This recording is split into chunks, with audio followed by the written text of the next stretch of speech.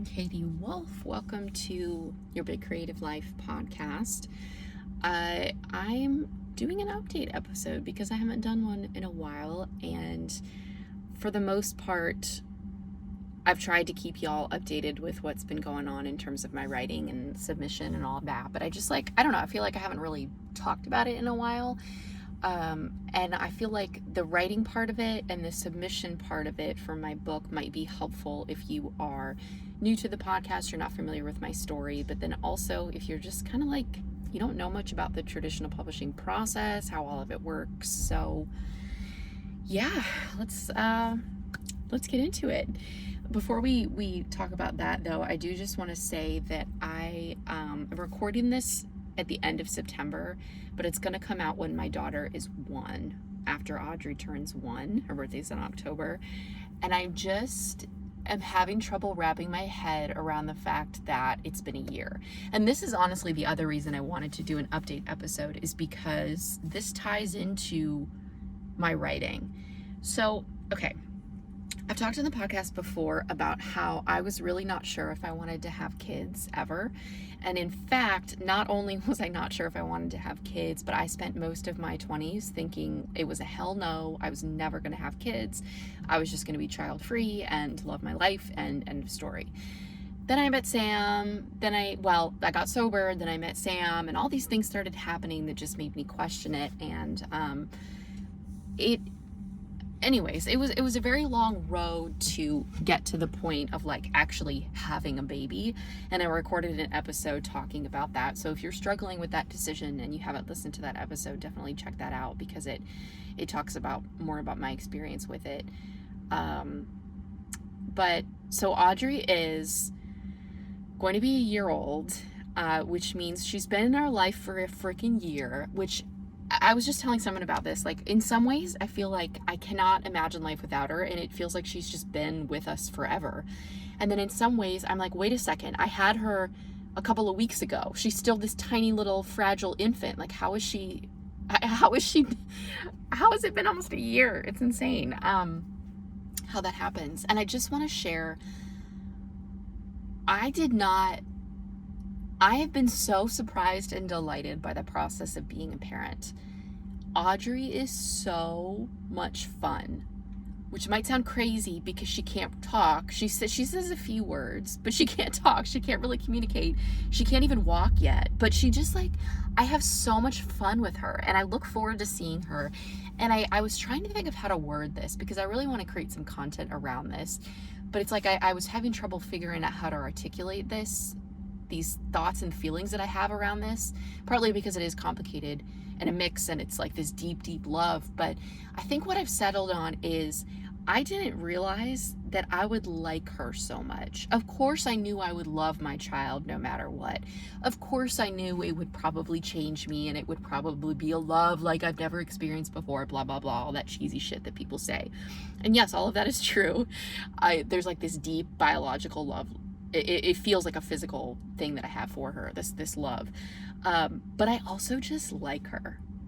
I don't dread being around her. I'm not like, I've got to go pick her up from daycare and parent, and I don't know. I'm not sure what I envisioned, but I didn't expect to like her so much. I like spending time with her. I really enjoy her, and getting to see the world through her eyes and getting to see how much she's changing and growing at a year is insane. She's pulling herself up to standing on everything. She loves doing it at home. We have a coffee table that she just pulls up and stands on all the time, and she can take one arm off of it, but she hasn't quite figured out how to balance without it, and she's not walking yet, but I'm sure it's going to be soon.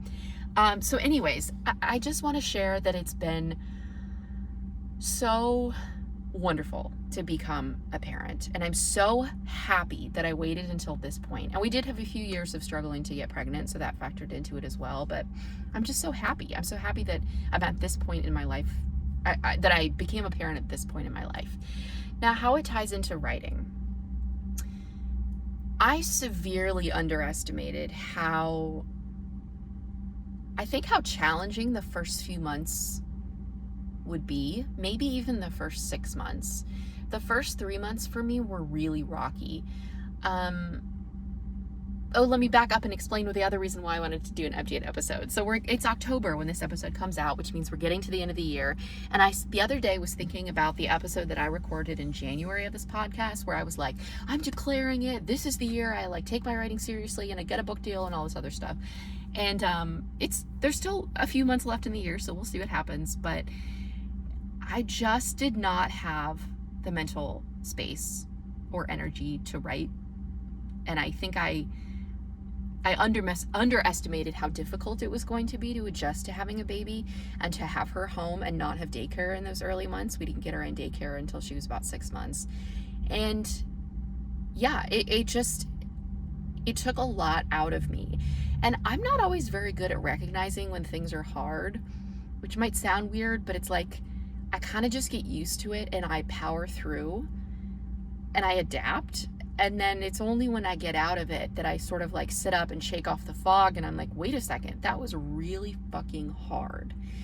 And that is how I felt about early postpartum. And I haven't really shared much about this. I mean, I know I've talked about how hard it was, but I'm going to talk about anxiety a bit. So just heads up if you don't want to hear about that, just a little content warning. I had postpartum anxiety and I haven't really talked about it because it took a while for me to understand what was happening and that it was different than my normal anxiety that I have just like every day and before being pregnant and before becoming a mom. And so those early months were hard and I wasn't writing, which is fine. Like I gave myself grace. I understood that that was not going to be the time in my life when I was really prioritizing writing. But then once she got in daycare, so like between April and now, the spring to the fall, I guess I just thought that once she was in daycare, I would have so much more space and so much more creative capacity. And that has not really been the case. I'm only just now in the fall feeling like ready to get back into my writing, which I did have some judgment about. I did have some frustration about that because this is something I talk about on the podcast all the time. This is something I talk about with clients. I mean, on social media, about fitting writing into your life so that no matter what you have going on, you can find 10 minutes or 15 minutes. But I couldn't even do that in a lot of months this year. So I have not made much progress on my new book that I'm writing. And there's been a lot of resistance. And the other piece of this that I couldn't fully admit to myself or really articulate is that as a book editor, it's hard for me to have the mental energy and space for my own writing. And I think I've been very hesitant to admit that because I don't want it to seem like I'm complaining and I don't want it to seem like an excuse because I don't want it to be that way. And so I've been denying it. But I talk a lot about how I just don't read as much as I used to because I read for work now. I read client manuscripts all day. And I love that, but a downside of that is that I don't read as much as I used to. And the same is true with writing. It was so much easier for me to write when I was working a corporate job and I was doing some editing on the side, but it wasn't my entire job. I just had a lot more creative energy for things like working on my own writing as well. And I think I've just been really hesitant to admit that, but it's just been my reality. I still, years into this, am figuring out the balance of editing projects and coaching projects and content creation and administrative stuff, emails, other long-term projects. I'm still very much figuring out the balance of all of those things to not drain myself or to not overcommit or to not feel burned out. And I don't always do the best job at it. So, and that's not to mention everything else going on in life. Like that's just the work piece of it. So all that to say, it's been a struggle this year with writing. I have time in my day where I could write, but I just am not really prioritizing it. I'm not really doing it. Again, I'm getting to a space where I am now. I have more energy, and because I'm deciding to make it a priority, but I think I just had to accept, or I've had to accept that it has not been a priority for me this year, and that's hard. It's hard because I'm a writer. It's hard because I talk about writing all day, every day with clients and on social media. And to not do this thing that feels like such a fundamental piece of who I am, it's felt wrong. to not do it. But again, it's just the reality of the season of life that I've been in. And it wasn't actually, I have to give one of my coaching clients credit, who is a mom as well. She has 2 kids, and she mentioned not really doing much of anything the first year that after she had her babies. Like, the first year was just like kind of survival and adapting and getting used to things, and also your body leveling out after the crazy hormonal spikes and everything. So there's just a lot going on, and I didn't really anticipate that. So back to writing. Well, not back to, we've been talking about writing, but back to my book, I guess. I've decided on a different structure for it. It's a thriller that I'm working on, and I'm very excited about the structure of this. I don't want to share too much about exactly what I'm working on or what the story is.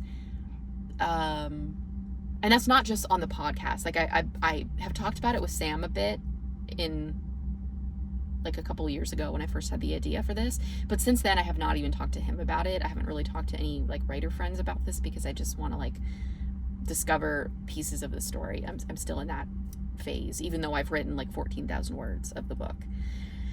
So it's a thriller, and I'm really diving into these characters, and it's like fun, the structure that I'm playing with. And yeah, and actually, so next week, this will already have happened by the time this episode comes out, but I have, just with the way that scheduling for my editing clients worked, I have a week where I'm finishing up one project next week, but that's it. And so I'm going to have a lot more time next week. And I haven't had a week like that in ages, where I don't have multiple things going on from an editing perspective or a coaching perspective. So I'm going to devote a lot of next week to writing. And I'm actually going to create some content around that, talk about writing sprints, talk about maybe like I'll have a day where I go aim for like 5,000 words. I don't know. I'm just going to have fun with it and see what happens next week. So more about that to come, or maybe you'll see me share about that. You'll have seen me share about that on social media by the time this episode comes out. But yeah, we'll see. There's also, I will share, there's also a piece of me, a part of me that's been wondering about something nonfiction. I don't know if I'm ready to say any more because I'm still really thinking through what this would look like, but it is something that's been in the back of my head.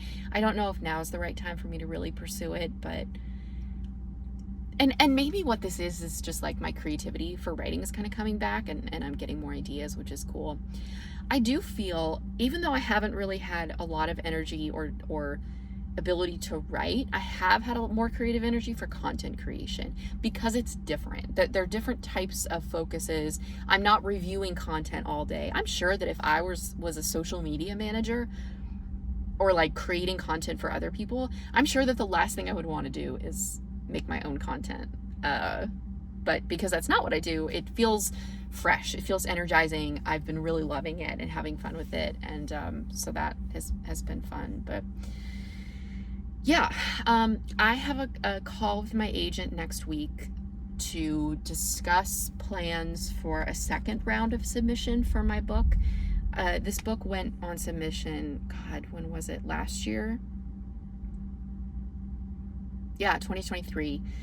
And we hit some bumps in the road, and we took the book off of submission because one of the big components of that book was the main character had a podcast. And that was like the story engine that got her to this Georgia town to do an episode on this particular thing related to sororities. And we got feedback from editors that there were just too many books out there about podcasts. And so we pulled it and made some changes. And it just, my agent went through some stuff this year, and it has not gone back out yet on submission, but we have a call to talk about that. And I also want to talk to her about my next book. So every agent is different in terms of how they prefer to kind of like almost consult with their authors about projects. And I don't actually know how Molly really prefers it. I just sent her an email and was like, hey, I'm diving into this book. Do you want me to chat with you about it, or do you just want to see a draft once it's done? So I'm going to find out more about what she prefers. But yeah, it just varies. Some agents are like, nah, go for it. They might like ask a question or two and they'll be like, yeah, sounds good, just send me a first draft. And some agents are like, let's really talk about this and make sure that this is the next book that makes sense for you, for your career, for the direction you want to head in. And they're a lot more hands-on and more like editorial in that process. So it just depends. It's not right or wrong. They're just different ways of dealing with authors, different ways that agents deal with their clients. So yeah, we'll see what comes from that. And I wonder too, I'm someone who operates well with motivation to get things done. Like if I have 2 years to write a book, it will probably take me 2 years to write a book. If I have 4 months to write a book, it will probably take me 4 months to write a book. And I've provided that motivation on my own before. When I really wanted to finish this book, I set a challenge for myself that I was going to write 1,000 words every day. And I wrote most of this book doing that. So I can set that up for myself. But I think just given how difficult it's been for me to write, I think some external accountability might be what I need. So I'm hoping that talking with Molly will be a good opportunity for me to say like, hey, I'm going to have this draft ready for you on this date. And maybe I can really start prioritizing it and getting excited about it. I mean, I am as I'm getting back into it, but it's like, I have to fall back in love with this idea and these stories of these different characters and how everything comes together. So yeah, it's just like reminding myself of why I wanted to write this particular book in the first place. So I will keep you all posted if I can about updates with submission and our second round and our strategy. And if you can cross your fingers for me, I don't even know exactly what the plan's going to be, but there's still a few months left in 2024. So there's always a possibility that I could still get a book deal. Because we only did 1 round of submission, and I'm just hopeful that we can still send it out to more people, because only one editor has seen the non-podcast version, like the updated version that I worked on last year. So I'm hoping that there's an opportunity to send it out to more people. So yeah, that's kind of how submission works, just to step back for a second. So your agent, when you sign with an agent, you'll do some edits on your book and then you'll send it out. And usually there's the agent pulls together like a list of editors at different publishers that they think would be a good fit. And you don't send it to everyone all at once. So you send it to a list of people that they think would be good fits, who would be interested in this type of book, who would be good homes for you and your book to land. And then based on feedback, you might revise your plan. You might edit the book a bit more. You might get a book deal right away if one of those editors at the publishers are interested. But if not, then you usually go on to a second round of editors to see if any other editors are interested, if all of those people in that first round passed. I don't know if it goes into the third round. I guess it varies. It depends on like kind of your strategy in your book and what kinds of presses or publishers you want to be submitting to. And it also depends how big your list of editors is. I mean, if you only send it to 5 editors on the first round and then 4 editors on the second round, then yeah, you're probably going to do multiple rounds. But if they're bigger, you might not. So there's a lot of strategy that goes into it on the agent's part, which is a big benefit of having an agent, because they know all of this stuff. And they're also balancing it with their other clients and kind of knowing like what direction the industry is heading in. There's just so much knowledge that they have that people on the outside don't have. So it's valuable in that piece of the process.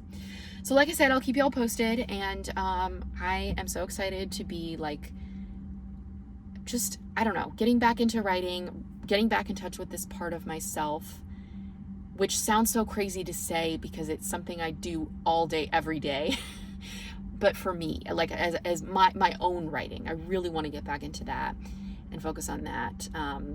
Because ultimately that's my goal. Like I want to be an author. I want to have a long publishing career, and I'm hoping that I can start that soon. And I've talked about this on the podcast too. Like, okay, absolute worst case scenario, this book also doesn't sell. Okay, well, I've got this new book idea in the works. Like I've already started writing it, so maybe that's the one. I don't know. I don't even want to go too far down that road because, like I said, we're going to come up with a plan about what to do next with the book. So we'll see. I guess I need to like refer to them as titles, because I've been referring to them as like second book and third book, but none of these books have been published yet. So like me saying second book doesn't mean anything to y'all. They're just the order that I've written them in. But the second book, the one that was out on submission and hopefully will be back out on submission, is called Love You, Miss You. And then this new book that I'm writing, I don't have a title yet. Most of the time, I found with anything that I write, books, short stories, essays, whatever, I wait until the very end to come up with a title, but we'll see. So that's the update with writing and with submission. Let me see if there's anything I want to share. When this episode comes out, Novel Jumpstart will be underway, which is exciting. Oh, I do want to tease one more thing. In December, date is TBD, but sometime in December, I want to do like a, kind of like a, if your goal is to write a book or your resolution for 2025 is to write a book, I want to do like a short training / workshop on that. And what I'm thinking I'm going to do is have like a set your own price thing. So if you want to pay $5 for the workshop, awesome. If you want to pay me $99 for the workshop, awesome. So it's going to be like a pay what you want, just come hang out. We'll talk about goal setting and how to like break down the process of writing a book. So if you are someone who's new to writing, or even if you're not new to writing, even if you've written multiple books before, but you just want that like excitement and to kind of learn some different strategies or break down the goal setting process, intention setting, whatever, then keep an eye out for more information about that. Like I said, I'll share once it gets closer and once I pick a date, but that's going to be fun. It'll be a fun thing to do in December. I think 2023, I did a training kind of similar, but it was in January, and I feel like I want to do it in December to take advantage of like pre-holiday stuff and just get people excited so that once January 1st hits, like they know what they're doing and they're ready to write their book. So, okay. I appreciate y'all listening to this update and for, sending, good vibes for the book and just, a lot of sweet messages too. Like, I feel like I have a lot of,